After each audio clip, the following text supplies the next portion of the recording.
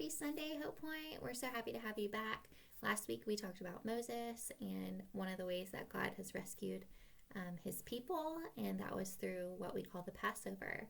And this week we're going to learn about Daniel and the Israelites, and one of the ways that God has rescued the Israelites as well. And so God's people, the Israelites, were captured and became slaves to the king of Babylon, and his name is King Darius. Now, King Darius didn't believe in God, and he didn't like the people of God, and that's why he made them slaves as well, just like the Pharaoh in Egypt. And no matter how much the people cried for God to save them, God had not left them. He was still looking after them. And one of these Israelites was named Daniel. Now, Daniel was very, very smart. He followed God's law. He was a man of God, and he obeyed God.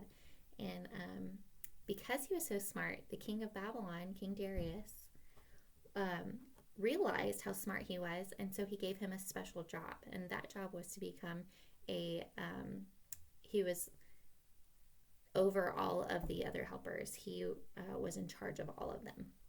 And so the other helpers didn't like this very much. They didn't like that Daniel was given this special job from the king, and they wanted to be the very best. So they came up with a plan to try to catch Daniel doing something wrong so that they could be better than Daniel.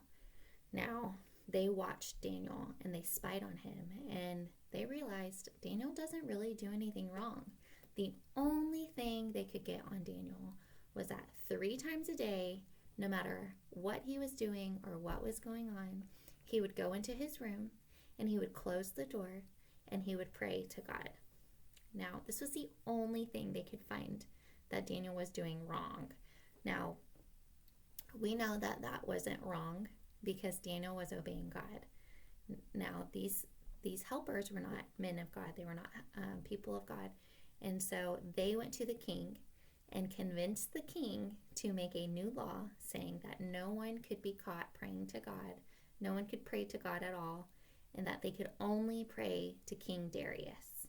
Now, King Darius didn't know that they were trying to trick him, and so he thought it was a great idea. So he made a law and said, nobody can pray to God, everybody must pray to me, and if you are caught praying to God, I will throw you into the lion's den for dinner. To be the lion's dinner. Now that's scary. That's really crazy. And so the helpers went back and watched Daniel. And Daniel heard the new law, but because he was a man of God, he knew that no matter what, he was going to obey God. And so he would go to his room 3 times a day, close the door, and he would pray. Now these helpers took this information and went and told the king. And they said, King Darius, Daniel was caught praying. We saw Daniel praying in his room. And he wasn't praying to you. He was praying to his God. So you need to throw him in with the lion's den. Now, King Darius loved Daniel. And as much as it hurt him to throw Daniel into the lion's den, he knew he had to do it because Daniel wasn't obeying the law. And so he threw Daniel into the lion's den. But that whole night, King Darius could not sleep. He tossed and turned, and he couldn't fall asleep because he was so worried about Daniel. Now, the next morning, when King Darius saw the sunlight, he jumped out of bed, and he went straight to the lion's den. And he went to go check on Daniel. And he yelled into the den, Daniel, has your God rescued you? And Daniel responded, and he said, yes, King Darius.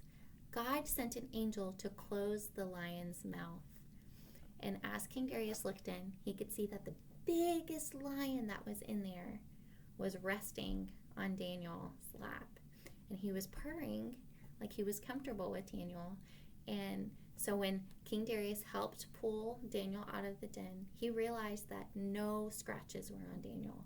Daniel was totally safe, totally unharmed, that the lions did not eat him for dinner, and that God really did rescue Daniel.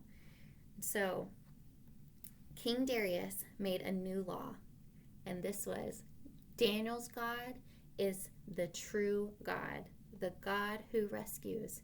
Pray to him instead of me. Now, God kept rescuing his people, and the time was coming for another rescue, the greatest rescue of all. Now, in our story, we see that Daniel chose to keep praying to God, to obey God, even though he knew it would cost him. And it did. It got him thrown to the lions. And there were times, and there are times today when bad things happen to people if they obey God. There are some places in the world where you can be sent to jail if you obey God. Some people who obey God today can lose their jobs or their friends because you obey God. Other people may laugh at you or ignore you, or, like with Daniel, try to get you into trouble. The question is today, will you obey God even though it might cost you? Now, this is some heavy stuff.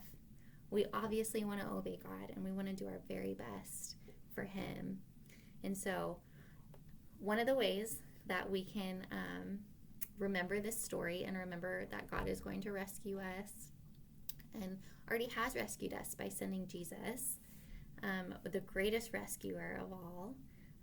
We have a special craft today, and so parents, if you're at home, all you need is the template, which is provided for you in the email, a glue stick, crayons, and some muffin tins. So I'll have that linked into the email, and y'all can get to work on that, and there will be some other handouts for you. Now, we love you guys, and we hope to see you soon. Y'all have a great week. Bye.